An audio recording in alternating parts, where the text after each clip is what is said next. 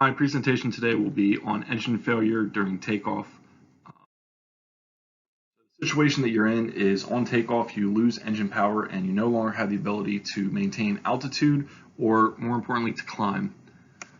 We're going to look into the steps that you need to take, the FAA's guidance on this, and the considerations, the things you need to consider throughout this event. So the steps to take. First off, fly the plane. Just like any other emergency, you are still in the air, you need to continue flying the plane. So the first thing that you're going to do is pitch for best glide. After that, whatever frequency you're on, declare an emergency.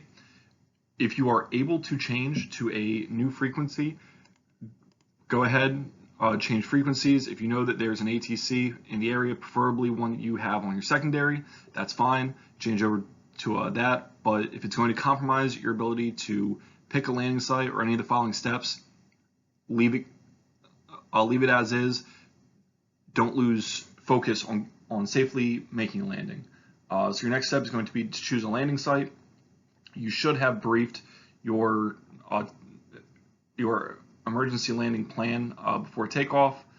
You're going to squawk 7700. That way, hopefully someone is able to find you. Obviously, your normal emergency procedures of shutting off the throttle, mixture, the ignition, the fuel, all of the things that are in your normal emergency procedure checklist. Pop your doors if it's relevant, and then land.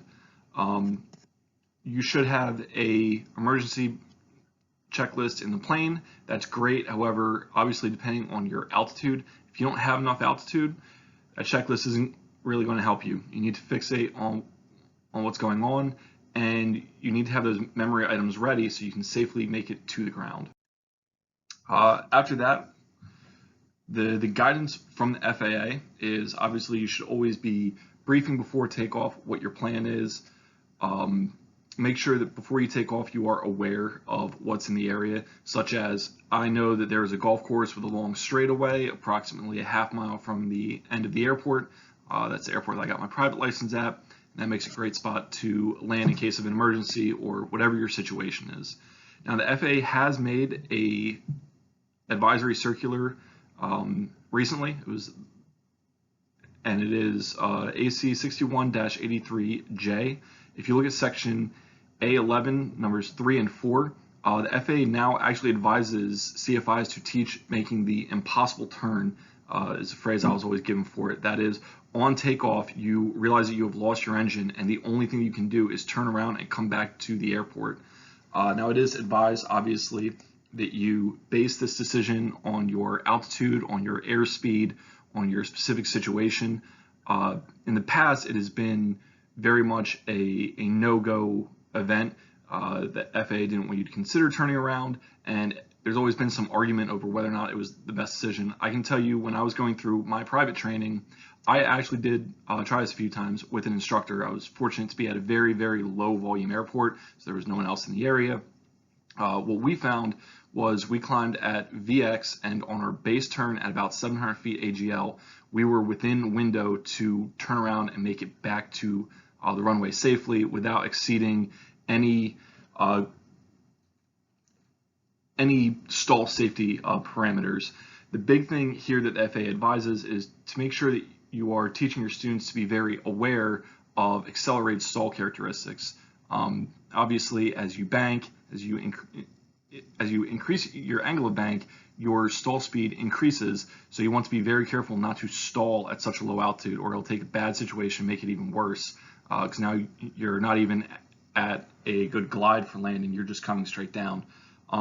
This is, again, very different from what's been taught in the past, but it is something that needs to be considered, and something that needs to be practiced, as with anything else. If your plane has different glide characteristics than what you're used to, that's going to make a big difference to how much altitude you need in order to make that turn viable, just like any sort of power off 180. Now, the considerations here are obviously going to be terrain. If you're in a highly mountainous area, if you are out in the middle of a massive forest and there's just trees everywhere, you need to be aware that, hey, there might not be a good spot to land. If you're in the Great Plains and it's just open land everywhere, stay straight ahead. It's the safest thing. It assures there's no chance of a stall. That's something that always has to be taken into consideration. Same thing with altitude. If you're just getting off, you've started your takeoff run and you've only climbed about 20 feet, you know what? It might be best to just put it down, bleed off as much speed as you can as quickly as possible, and try to come to a stop before the end of that runway. It's all going to be dependent on your situation. Your glide distance, obviously different aircraft glide differently. If you're in something like the Pipers that I start my training in, it really didn't glide much at all, so you know you have to be very close to whatever spot you're planning on landing at, whereas the Diamonds that I'm flying now, they're based off a glider design. They'll glide forever. You need to keep that in your mind as you're planning your emergency procedures for takeoff. And then obviously configuration. Just as with the power off 180 maneuver, you want to hold those flaps back as long as possible, just to make sure you absolutely have your intended point of landing. Don't get into that crap, I need to land right now, let me go into landing configuration. That might end with you landing shorter than you wanted to and missing a very good landing position. And then finally, the post-emergency actions. Obviously, there's going to be an FAA involvement in this. Anytime that there is a unplanned emergency landing, there always will be. The most important thing, though, is that you walk away from that plane. Obviously, choosing a good spot to land. Maybe there will be a critical conversation about that later. However, choose the safest spot that you can see to land with your best judgment and land. The FAA is going to pick things apart. Don't take that personally. Take it as I survived. That is the absolute most important thing.